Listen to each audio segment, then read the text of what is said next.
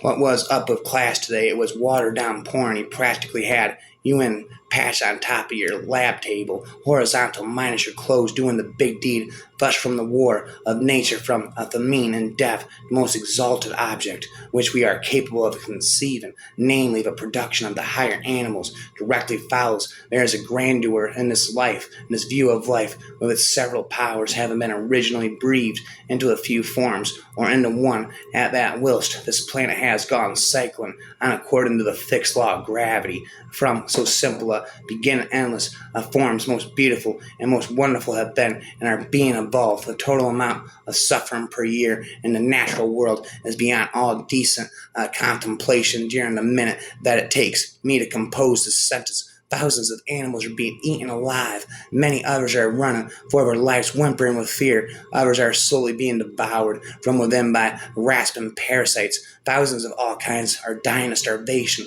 thirst, and disease. It must be so. If there ever is a time of plenty, this very fact will automatically lead to an increase in the population until the natural state of starvation and misery is restored in a universe of electrons and selfish genes, blind physical forces, and genetic replication. Some people are going to get hurt, other people are going to get lucky, and you won't find any rhyme or reason nor any justice. The universe that we observe has precisely the properties we should expect. If there is at bottom no design, no purpose, no evil, no good, nothing but the pitiless indifference. Religion is an attempt to get control over the sensory world in which we are placed by means of the wish world, which we have developed inside us as a result of biological and psychological necessities. But it cannot achieve its end. Its doctrines carry with them the stamp of the times in which they originated, the ignorant childhood days of the human race. Its constellations deserve no trust. Experience teaches us that the world is not a nursery. The ethical commands to which religion seeks to lend its weight require some other foundations instead, for human society cannot do without them, and it is dangerous to link up obedience to them with religious belief. If one attempts to assign to religion its place in man's evolution, it seems not so much to be a lasting acquisition as a parallel to the neurosis which the civilized individual must pass through on his way from childhood to maturity. It is a curious situation that the sea from which life first arose should now be flattened by the activities of one form of that life, but the sea, though changed in a sinister way, will continue to exist and fret is rather to life itself. If we wish to know about a man, we ask what is his story, is real and most. A story for each of us is a biography, a story. Each of us is a singular narrative which is constructed continually unconsciously by through and in us through our perceptions, our feelings, our thoughts, our actions, and not least or discourse or spoken narrations. Biologically, physiology, we are not so indifferent. We are not so different from each other historically as narratives. We are each of us unique. If this book has a lesson, it is that we are awfully lucky to hear, and by I mean everything living, to attain any kind of a life in this universe as ours appears to be quite an achievement. As humans, we are doubly lucky. Of course, we enjoy not only the privilege of existence, but also a singular ability to appreciate it, and even in a multitude of ways to make it better. It is a talent we have only barely begun to grasp. How can we distinguish what is biologically determined from what people merely try to justify through biological myths? A good rule of thumb is biology enables, culture forbids. Biology is willing to tolerate a very wide spectrum of possibilities. It's culture that obliges people to realize some possibilities while forbidding others. Biology enables women to have children. Some cultures oblige women to realize this possibility. Biology enables men to enjoy sex with one another. Some cultures forbid them to realize this possibility. Culture tends to argue that it forbids only that which is unnatural, but from a biological perspective, nothing is unnatural. Whatever is possible is by definition also natural. Truly unnatural behavior, one that goes against the laws of nature, simply cannot exist. It's estimated that AI could free up to 25% of clinician time across different specialties. This increased amount of time could mean less hurried encounters and more humane interactions, including more empathy from happier doctors. This is important because empathy has been shown to improve outcomes by boosting patient adherence to the prescribed treatments, increasing motivation, reducing anxiety and stress, used in combination with genomics AI. Genomics AI could help pharma companies to develop new drugs for rare diseases. The rare diseases, the smaller the market is, and so the less likely it is to have been addressed. A big pharma is hesitant to take on the high development costs for new drugs if there's no sign of a return on investment. Biological processes are complex, and that means that they had multi-dimensional data that human beings struggle to wrap their heads around. The good news is that AI is the perfect tool to spot patterns in this kind of data on one general law leading to the advancement of all organic beings, namely multiply, vary, let the strongest live, and the weakest die. But I own that I cannot see as plainly as others do, as I should wish to do. Evidence of design and on all sides of us, there seems to me too much misery in the world. I cannot persuade myself that beneficent and omnipotent God would have designedly created with the express intention of their feeding within the living bodies of caterpillars, or that a cat should play with mice. I feel most deeply that the whole subject is too profound for the human intellect. A dog might as well speculate on the mind of Newton. Let each man hope and believe what he can. Far from being the smartest possible biological species, we are probably better thought of as the stupidest possible biological species, capable of starting a technological civilization, niche we filled because we got there first, not because we are in any sense optimally adapted to it. We are biology. We are reminded of this at the beginning and the end, at birth and at death. In between, we do what we can to forget. In a very real sense, we have two minds, one that thinks and one that feels. Are we biology or God or something higher? I know my heart beats and I listen to it. The beat is biology, but what is the song? Were there boys in their right minds? Here were two boys with good intellect, and one 18 and one 19. They had all the prospects that life could hold for any of the young, and one a graduate of Chicago and another of Ann Arbor, and one who had passed his examination for the Harvard Law School and was about to take a trip in Europe. Another who had passed at Ann Arbor, the youngest in his class, with $3,000 in the bank. Boys who never knew what it was to want a dollar. Boys who could reach any position. That was to boys of that kind of reach. Boys of distinguished and honorable families of wealth and position with all the world before them. And they gave it all up for nothing. They took a little companion of one of them on a crowded street and killed him for nothing, and sacrificed everything that could be of value in human life upon crazy scheme of a couple of immature lads. Now, Your Honor, you have been a boy? I have been a boy, and we have known other boys. The best way to understand somebody else is to put yourself in his place. Is it within the realm of your imagination that a boy who has right with all the prospects of life before him, who could choose what he wanted without the slightest reason in the world, would lure a young companion to his death and take his place in the shadow of the gallows? No one who has the process of reasoning could doubt that a boy who would do that is not right.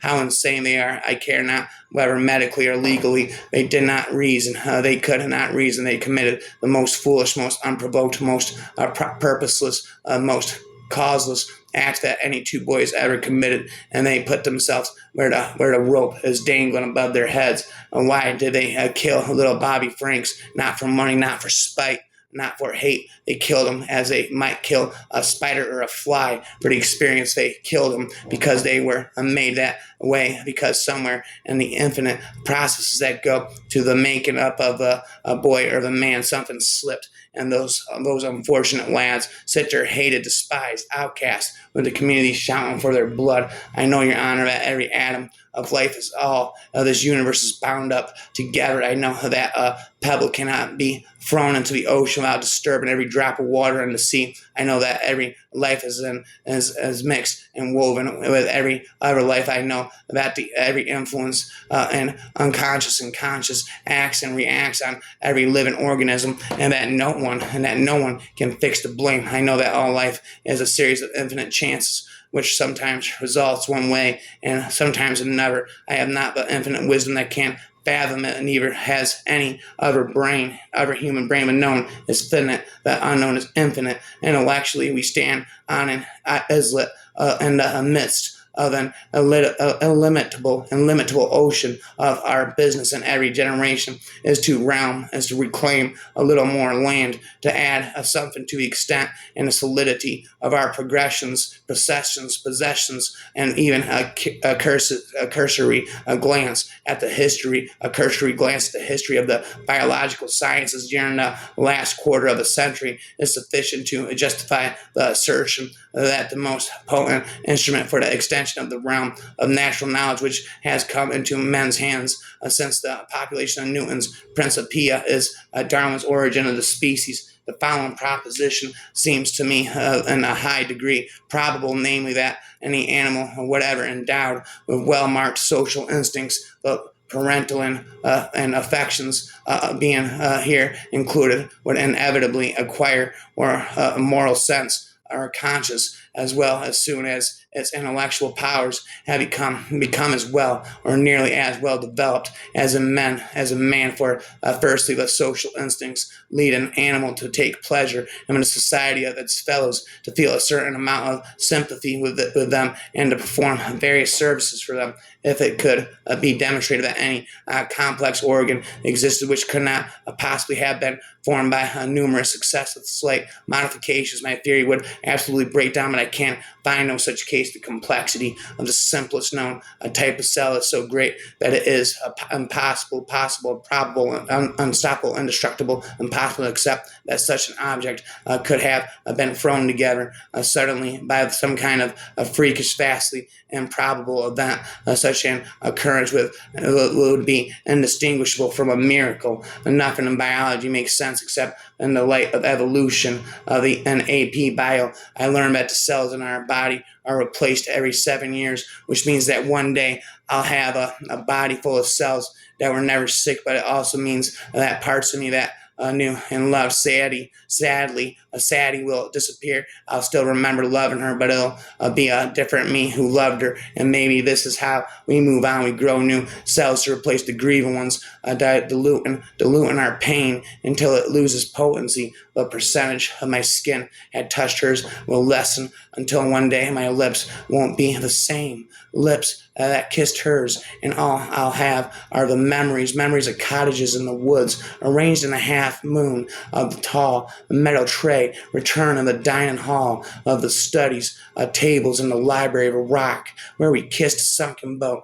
in a Lapham's lake, Sadie snapping a photograph, laughing the lunch line, lying next to me at the movie night, in her green dress, her voice on the phone, her apple-flavored lips on mine, and it's so unfair, all of it. Oh, I believe in loving cats and dogs and children and parents. Sometimes but I don't believe in romantic love. Of course, there's the momentary rush of hormones and chemicals that encourages us to mate, but as biology, it's no more inherently mystical than the nicotine in the cigarette you're smoking. As a society, we assume that humans naturally run from emotions like suffering, helplessness, and hopelessness, but the truth is these emotions are highly addictive and far easier to indulge in a perversely satisfying way than positive emotional subsets.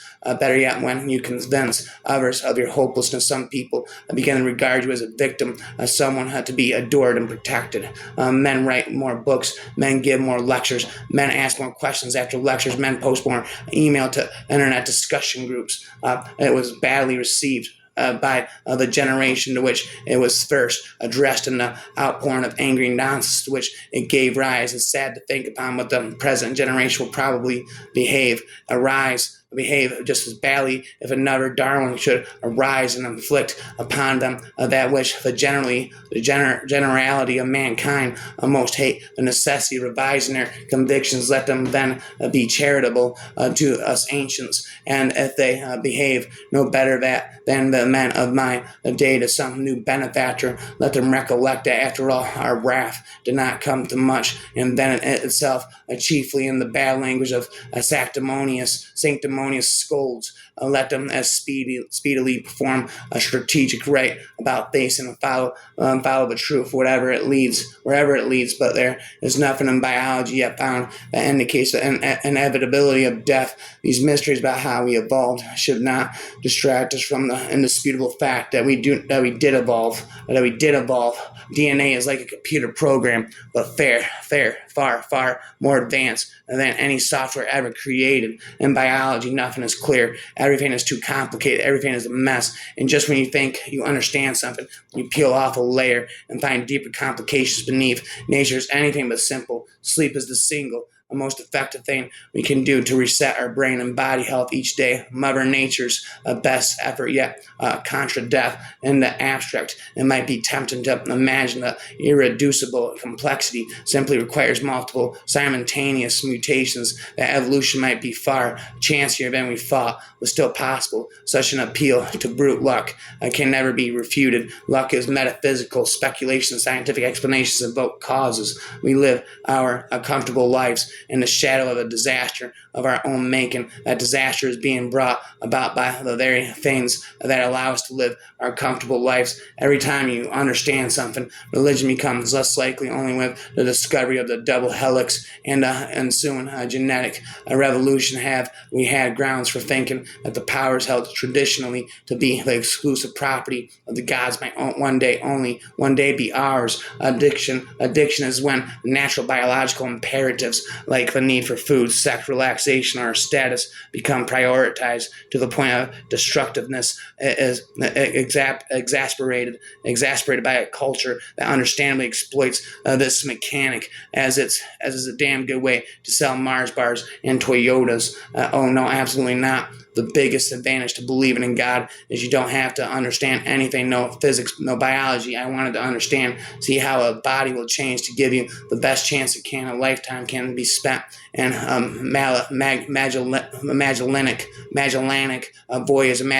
voyage around the trunk of a single tree. Perhaps eggs are like neurons, which also are not replenished in adulthood. They know too much. Eggs must plan, but a party sperm need only to show up wearing top hat and tails. Of course, I predict we will abolish suffering throughout the living world. Our descendants will be animated by gradients of genetically pre-programmed well-being that are orders of magnitude richer than today's peak appearances. Intelligence is the ability of a species to live in harmony with its environment. Adolescence is a fate devotedly to be wished, lest a science stagnate and die. Evolution is the law of policies. Darwin said it, Socrates endorsed it, Cuvier proved it, and established it for all time in his paper of the survival of the fittest. These are illustrious names. This is a mighty doctrine. Nothing can ever remove it from its firm base, nothing dissolve it but evolution. In every remote corner of the world, there are people like Carl Jones and Don Merton who have devoted their lives to save and threaten species. Very often their determination is all that stands between an endangered species and extinction. But why do we bother? Does it really matter if the Yahtzee, like a river dolphin, or the kakapo, or the northern white rhino, or any other species live on only in scientists' notebooks? Well, yes, it does. Every animal and plant is an integral part of its environment. Even Komodo dragons have a major role to play in maintaining the ecological stability of their delicate island homes. If they disappear, so can many other species, and conservation are very much in tune with our survival. Animals and plants provide us with life-saving drugs and food. They pollinate crops and provide important ingredients of many industrial processes. Ironically, it is often not the big and beautiful creatures, but the ugly and less dramatic ones that we need most. Even so, the loss of the few species may seem irrelevant compared to major environmental programs such as global warming or the destruction of the ozone layer. But while nature has considerable resilience, can be a stretch. No one knows how close to the limit we are getting. The darker it gets, the faster we're driving. There is one last reason for caring, and I believe that no other is necessary. It is certainly the reason why so many people have devoted their lives to protecting the likes of rhinos, parakeets, kakaboos, and dolphins. And it is simply this: the world would be a poorer, a darker, lonelier place without them. The conclusion of intelligent design flows naturally from the data itself, not from sacred books or sectarian beliefs. Infirm biochemical systems were designed by an intelligent agent is a humdrum process that requires no new principles of logic or science. It comes simply from the hard work that biochemistry has done over the past 40 years, combined with consideration of the way in which we reach conclusions of design every day. Random mutations much more easily debilitate genes than improve them, and that this is true even of the helpful mutations. Let me emphasize our experience with malaria's effects on humans. Arguably our most highly studied genetic system shows that most helpful mutations degrade genes. What's more, as a group, that mutations are incoherent, meaning that they are not adding up to some new system. There, just small changes, mostly degradative, and pre-existing unrelated genes. Take-home lesson is that this is certainly not the kind of process we would expect to build the astonishingly elegant machinery of the cell. If random mutation plus selective pressure substantially trashes the human genome, why should we think that it would be a constructive force in the long term? There is no reason to think so. The fundamental claim of intelligent design is straightforward and easily intelligible, and namely, there are natural systems that cannot be adequately explained in terms of undirected natural forces, and that exhibit features which in any other circumstance we would attribute to intelligence, but just in proportion as the process of extermination has acted on an enormous scale, so must a number of intermediate varieties which have formerly existed by be truly enormous. Why then is it not every geological formation and every stratum full of such intermediate links? Geology assuredly does not reveal any such finely graduate organic chain, and this perhaps is the most obvious and serious objection which can be urged against the theory that explanation lies, as I believe, in the extreme imperfection of the geological record. Among all the occurrences possible in a universe, that a priori probability of any particular one of them verges upon zero, yet the universe exists. Particular events must take place in it, the probability of which before the event was infinitesimal as the present time. We have no legitimate infinitesimal at the present time. We have no legitimate grounds for either asserting or denying that life got off to but a single start on Earth, and that as a consequence, before it appeared, its chances of occurring were next to nil. This destiny is written concurrently with the event, not prior to it. The universe was not pregnant with life, nor the biosphere with man. Our number came up in the Monte Carlo game. It is surprising that, like the person who has just made a million at a casino, we should feel strange and a little unreal. We wish to discuss structure for the assault of nucleic acid DNA. This structure has novel features which are of considerable biological interest. Life is stranger in biology textbooks. No fossil is buried with its birth certificate. That and the scarcity of fossils means that it is effectively impossible to link fossils into chains of cause and effect in a valid way. To take a line of fossils and claim that they represent a lineage is not a scientific hypothesis that can be tested by an assertion that carries the same validity as a bedtime story, amusing, perhaps even instructive, but not scientific. Every day, hundreds of observations and experiments pour into the hopper of the scientific literature. Many of them don't have much to do with evolutions. They're observations about the details of physiology and biochemistry development and so on, but many of them do. And every fact that has something to do with evolution confirms its truth. Every fossil that we find, every DNA molecule that was a sequence, every organ system that was sequenced, every organ system that we dissect supports the idea that species evolved from common ancestors despite innumerable possible observations that could prove evolution untrue. We don't have a single one. We don't find mammals and Precambrian rocks, and humans in some of the same layers as dinosaurs or any other fossils out of evolutionary order. DNA sequencing supports the evolutionary relationships of species originally deduced from the fossil record, and as natural selection predicts, we find no species with adaptations that only benefit a different species. We do find dead genes and vestigial organs, incomprehensible under this idea of special creation despite a million chances to be wrong. Evolution always comes up right. That is as close as we can get to a scientific truth.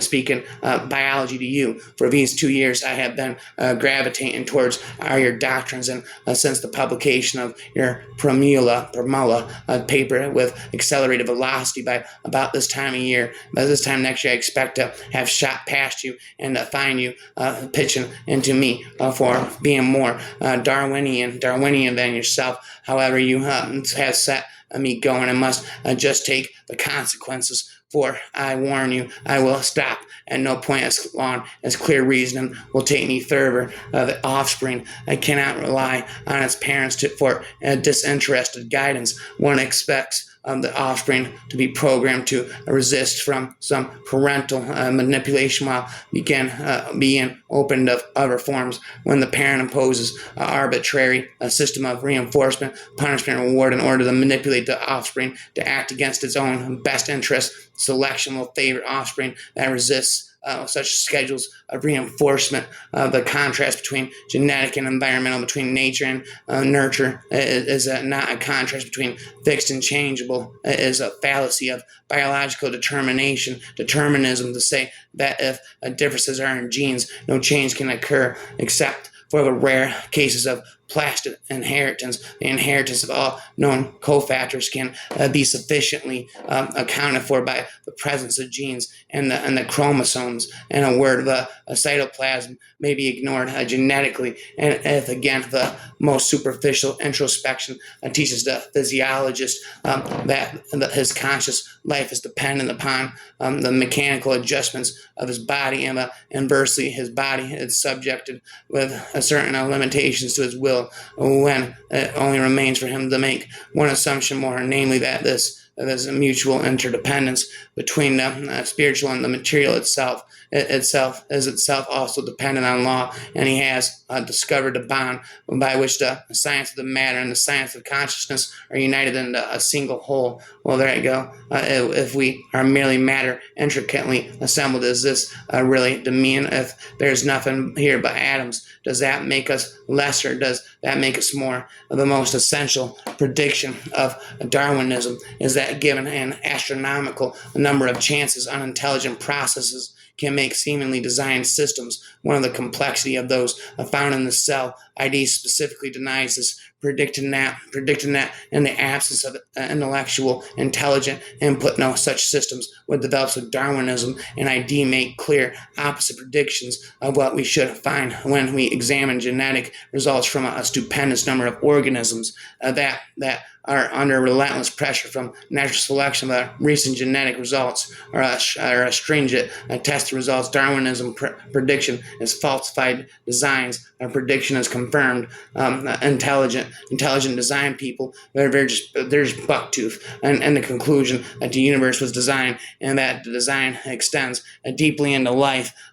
Science, philosophy, religion, or what, in a sense, is hardly matters. By far, the most important question is not what category we place it in, but whether a conclusion is true, a true philosophical or religious. A conclusion is no less than a true scientific one, although universities might divide their faculty and courses into academic categories. Reality is not obliged to respect such boundaries. We're going to die, and that makes us the lucky ones. Teaching students the evidence for and against Darwinism is not the same as teaching intelligent design. The U.S. Congress has officially endorsed teaching students the full range range of scientific laws about Darwinism, evolution, thus by science, I mean, first of all, a worldview, a given primacy, no reason, observation, methodology aimed at acquiring accurate knowledge of the natural and social world. As it spins and it whirls and it twirls, spent in my own world of words. Haven't you heard? Genetics might be adequate for explanation, micro-revolution, but micro-revolutionary changes and gene frequency were not seen as people to turn a reptile into a mammal or to convert a fish into an amphibian. A microevolution looks at adaptations that concern the survival of the fittest, not the arrival of the fittest. The origin of the species. Darwin's problem remains unsolved. But not spent in all. I am quite sure that our views on evolution would be very different had biologists studied genetics and natural selection before and not after. Most of them were convinced that evolution had occurred. Haven't you heard? And spent in all every single word.